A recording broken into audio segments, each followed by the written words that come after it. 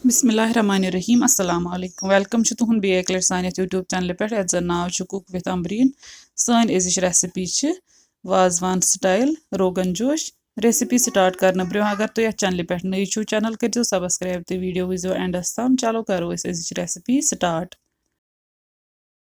ये मे यह माज निमुत यह थोमुत छलित तो अत त्रो आब तो अत अनो ग्रेख अत युथु ग्रेख यी अत खस पे यह माल हूँ ये आय अत ग्रेख अत खोत यह माल पे कुन तो यह तुलो यह माल अत वो सोरे तो तम पे त्रो कह मसाल माल सोरे तुलन अंदो अंदो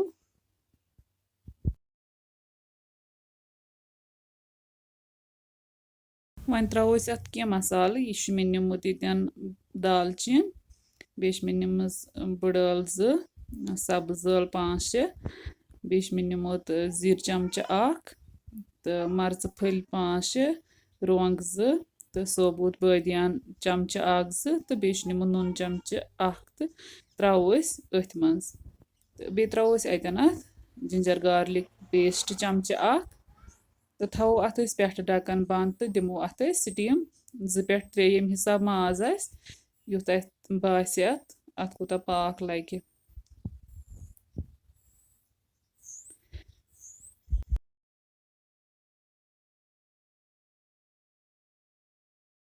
अत दिस मे टोटल 2 स्टीम 2 स्टीमो पत तुलो अत ठांड थोद तो करो चेक माज लगभग 70 to 80% करुन यह सिनराउन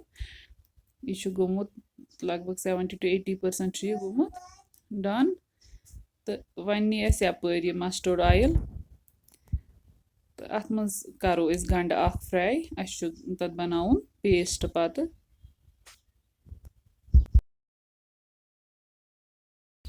गंड गो ये फ्राई कड़ो अकिस प्लेटस पे नबर तो वन त्रो ये ग्राइंडरस मज अत मज त्रो मे थोड़ा सा आब कतर तो बनोमस यह पेस्ट वन नु ये बोड़ प्रेशर कुकर अत मज त्रो यह माज ये थोमुत पाक दिथ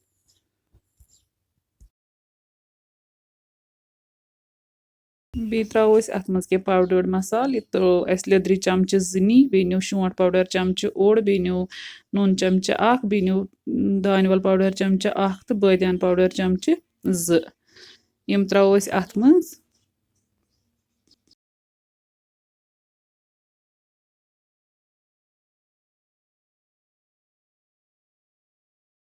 अम पे त्रो अत यह मर्चवांगन हुंद शिर यह कोड़मुत हखन मर्चवांगन तिमन ग्राइंड कर्मित तम पे तिमन मे शिर कोड़मुत यम त्रो लगभग अत बड़ 3 चमच 3 to 4 चमच त्रो अत मज बे त्रो अत मज यह माज रस यह त्रोन पे यह हेकू तुम स्ट्रेन तक मे त्रोस इथे पे अत वोथ यह बाकी मसाल अत मज कह तो करो ये मिक्स अम पे गंडन पेस्ट कोड़मुत सह त्रो अत मज बे त्रो अत मज 1 चमच जिंजर गार्लिक पेस्ट 1 चमच अत गोड़े त्रोमुत पाकस मज तो अत त्रोस मे वनकस बे त्रोस यह मस्टर्ड ऑयल तोत ये मज गंड फ्राई कर्म थो अत पे वन ढक्कन तो अनो अत ग्रेक इन पत तुलो अत ढक्कन थो तो थो वन इथे यीतिस कालस अत पूरी ग्रेवी गि रिड्यूस लगभग 20 मिनट पत कोर चेक ये ग्रेवी रिड्यूस गमज ये त्रो अत कलर इन मूजूब यह फूड कलर यह वाजवानस मज फूड कलर त्रावान रोगन जोश जरूरी बे त्रोस ये गेव चमच 1 वन लास्टस पे त्रो यह गरम मसाल चमच ओड़ अत यह गरे बनोमुत